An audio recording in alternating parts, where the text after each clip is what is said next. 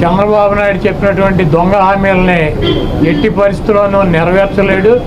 ఎందుకంటే ఇవాళ చూసాం సూపర్ 6 అని పెట్టాడు. ఆ సూపర్ 6లో 18 సంవత్సరాలు దాటినటువంటి ప్రతి మహిళకి 1500 పెన్షన్ ఇస్తా అన్నాడు. రేపు 1వ తారీఖు ఇస్తున్నాడా? దాని గురించి మాట్లాడట్లా. 3 గ్యాస్ సిలిండర్లు ఇస్తా అని చెప్పాడు. దాని గురించి మాట్లాడట్లా. బస్సుల గురించి మాట్లాడట్లా. అదేవిధంగా బీసీ కానీ, ఎస్సీ కానీ, ఎస్టీ కానీ వర్గాలకి 50 సంవత్సరాలు దాటిన వాళ్ళకి పెన్షన్ ఇస్తానని చెప్పాడు సూపర్ 6లో.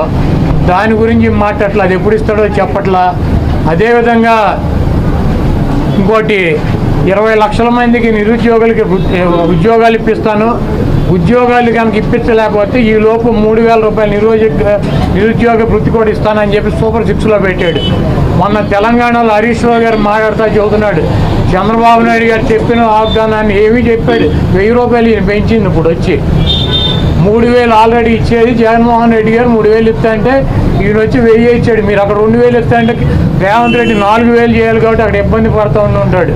ఇంకా ఈయన సూపర్ 6 అని చెప్పి ప్రతి మహిళకి 1500 రూపాయలు ఇస్తాడు 18 సంవత్సరాలు దాటిన వాళ్ళకి. మరి ఆ వాగ్దానం ఎప్పుడు చేస్తాడు? రేపు 1వ తారీఖు ఎవరా?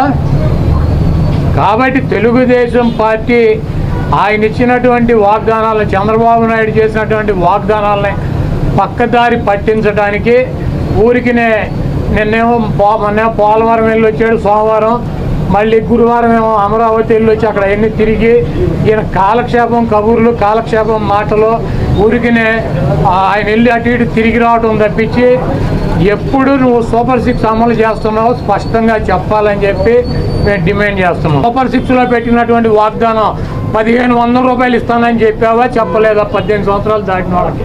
రేపు 1వ తారీఖు నీకు దమ్ముంటే 20 లక్షల మంది నిరుద్యోగులకు 3000 ఇస్తానని చెప్పావా లేదా?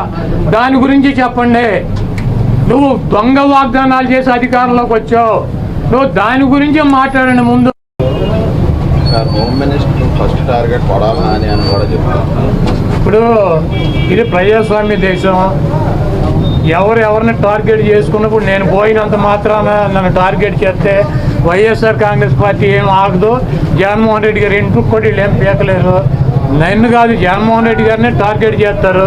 ఇక్కడ మీరున్న సెక్యూరిటీ అంతా తీసేసి గన్మెన్లను తీసేసి ఇంకా 15 రోజులు ఎలక్షన్ జరగలేదు, కమిటీ సిఫార్సులు రాలేదు. ఇక్కడ మొత్తం అంతా కూడా సెక్యూరిటీ తీసేశారు కదా.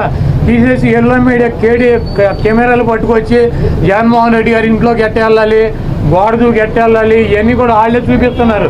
కాబట్టి ఇక్కడ టార్గెట్ ఎవడు దొరికితే ఆ టార్గెట్. ఇటువంటి వాటికి భయపడే ప్రసక్తి లేదు.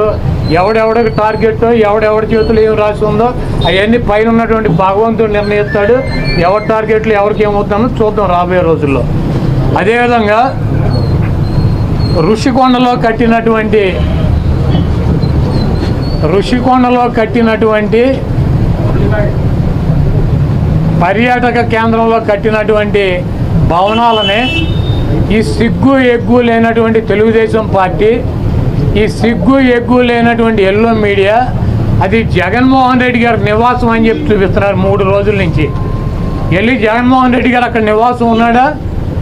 జగన్మోహన్ రెడ్డి గారు 2014 నుంచి 19 దాకా ప్రతిపక్ష నాయకుడుగా ఉన్నాడు. ఆయన కార్యాలయం లోటస్ పాండ్, ఇల్లు లోటస్ పాండ్. ఆయన లోటస్ పాండ్ హైదరాబాద్ నుంచే ప్రతిపక్ష నాయకుడికి ఉన్న 5 సంవత్సరాలు నడిపాడు. ముఖ్యమంత్రి అయిన తర్వాత 5 సంవత్సరాలు ఈ తాడేపల్లిలో ఉన్నటువంటి ఇల్లు క్యాంప్ ఆఫీస్ ఇక్కడి నుంచే నడిపాడు. ఆయన కార్యాలయాన్ని కానీ ఇంటిని కానీ. జగన్మోహన్ రెడ్డి గారి రక్తంలో లేదు. ప్రభుత్వం కట్టించినటువంటి ఇళ్లలో ఉండటం కానీ, ప్రభుత్వం కట్టించినటువంటి గెస్ట్ హౌస్లో ఉండేటువంటి కర్మ జగన్మోహన్ రెడ్డి గారికి పట్టల. జగన్మోహన్ రెడ్డి గారు వైజాగ్లో సొంత ఇల్లు కట్టుకున్నాక అక్కడ షిఫ్ట్ అవుతాడు.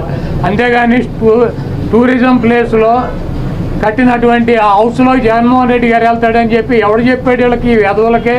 అది జగన్మోహన్ రెడ్డి గారి కోసం కట్టించుకున్నటువంటి ఇల్లు అని చెప్పి రకరకాలైనటువంటి కథనాలు రాస్తున్నారు.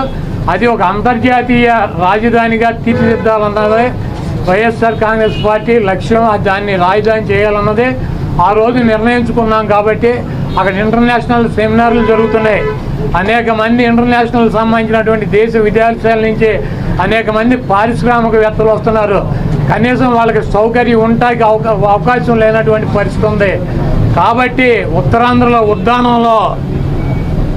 ఉద్దానంలో దాదాపు 700 కోట్ల రూపాయలు పెట్టి హాస్పిటల్ కట్టించారు కిడ్నీ పేషెంట్ల కోసం అని చెప్పి. అదేవిధంగా విజయనగరం కావచ్చు, లేదా పార్వతీపురం కావచ్చు, ఉత్తరాంధ్రలోనే 650 కోట్ల రూపాయలు పెట్టి ఒక్కొక్క మెడికల్ కాలేజీ కట్టించారు. అదేవిధంగా టూరిజం ప్లేస్లో అంతర్జాతీయ సంస్థలు కానీ వ్యక్తులు కానీ వచ్చినప్పుడు అక్కడ ఒక విధి ఉండాలని చెప్పి ఒక మంచి భవనాన్ని నిర్మిస్తే 7 బిల్డింగ్లు అయ్యి, ఒక బిల్డింగ్ కాదు 7 బిల్డింగుల్లో జగన్మోహన్ రెడ్డి గారు ఉండరు. 7 బిల్డింగులు కట్టారు. ఆ 7 బిల్డింగుల్లో 7 బ్లాకుల్ని చూపించేది జగన్మోహన్ రెడ్డి గారు 450 కోట్ల రూపాయలు పెట్టి ఇల్లు కట్టుకున్నారని చెప్పి ఈ దుర్మార్గమైనటువంటి ప్రచారం చేస్తున్నారు.